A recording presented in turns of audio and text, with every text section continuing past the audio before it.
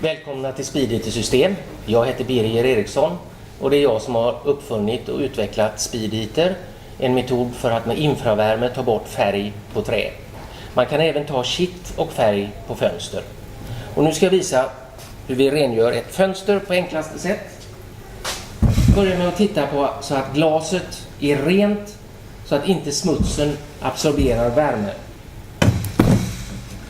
Vi startar med insidan av bågen. Lägger bågen på ett arbetsbord och ställer fast så att den sitter stadigt. För det här arbetet så kommer jag att använda mig av den senaste utvecklade modellen. Det är Speedeater 1100 RS. RS står för riktigt snabb och den här har jag tagit fram speciellt för att renovera fönster.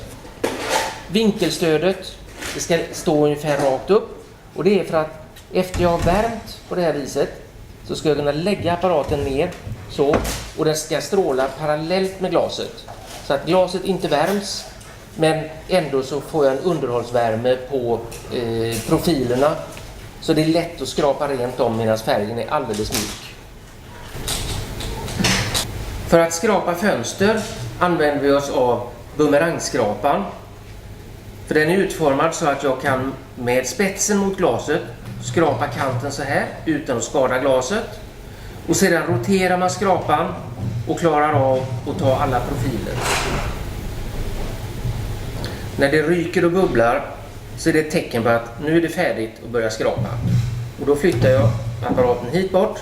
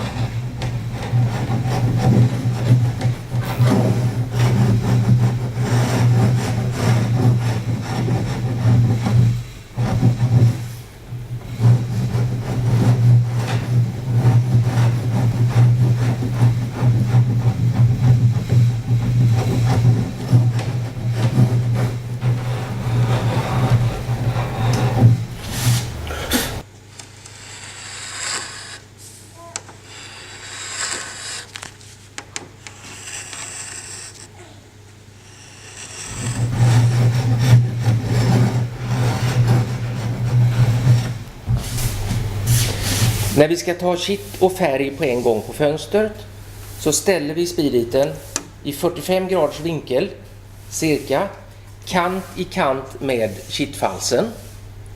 Sen värmer vi upp ordentligt och känner att kittet blir mjukt. Därefter flyttar vi fram Speedeatern till nästa yta som ska värmas. Så skrapar vi av färgen först. Därefter tar vi kittstämjärnet och ställer in kullagret längst ner och så öppnar vi upp mellan kitt och trä. Därefter tar vi kittskrapan, lyfter loss kittet ifrån glaset.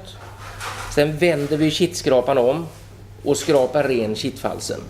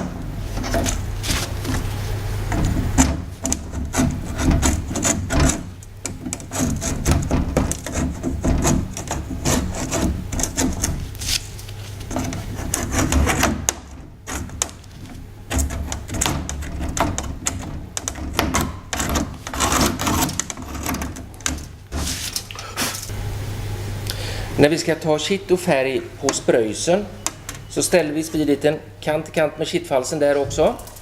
Och för säkerhets skull för att skydda glaset mot värmen på andra sidan så tar vi en hård pappskiva täckt med aluminiumfolie så reflekterar det värmen.